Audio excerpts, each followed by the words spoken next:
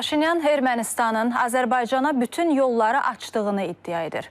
Amma faktlar bunun əksini göstərir. Ekspertlər hesab eləyir ki, o sadəcə vaxt qazanmağa və beynəlxalq arenada müsbət imic formalaşdırmağa çalışır. Sökülmüş yolların bərpası və sərhəd keçidlərinin açılması hələ də reallaşmayıb. Xarici İşlər Nazirliyi isə İrəvanı öhdəliklərini yerinə yetirməyə çağırır.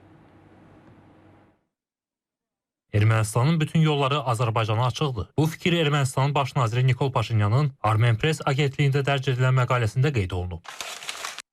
Onun sözlərinə görə hələ 2022-ci ildə hökumət Ermənistan-Azərbaycan sərhədində 3 sərhəd keçid məntəqəsinin açılması ilə bağlı qərar layihəsini gündəmə gətirib.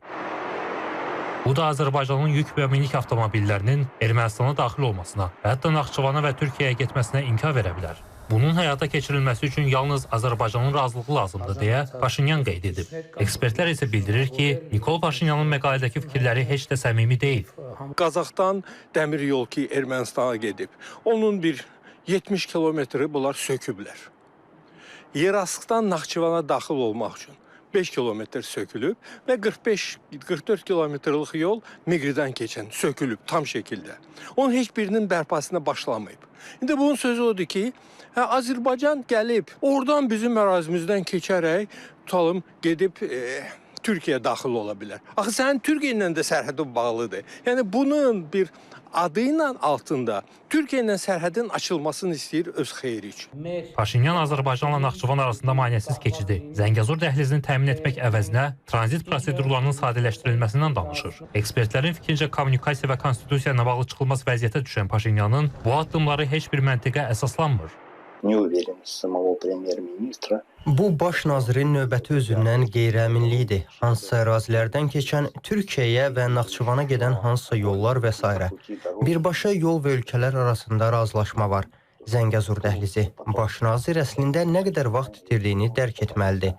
Bu dəhliz çoxdan açılmalı idi. Ermənistan bu tranzitdən xeyli fayda və gəlir əldə edə bilərdi. Baş nazirin məsləhətçisi və analitiki olmalı idi ki, belə səhvlərə yol verməsin. Düşünürəm ki, baş nazir hazırda Ermənistanda olan problemlərin məsuliyyətini özündə axtarmalıdır. Ümid edək ki, Ermənistanın baş naziri düşünülmüş məqalələr yazacaq. Analitiklər belə hesab edir ki, Ermənistan baş naziri həm beynəlxalq arenada konstruktiv imic qazanmağa, həm də kommunikasiyalarla bağlı vaxt əldə etməyə çalışır.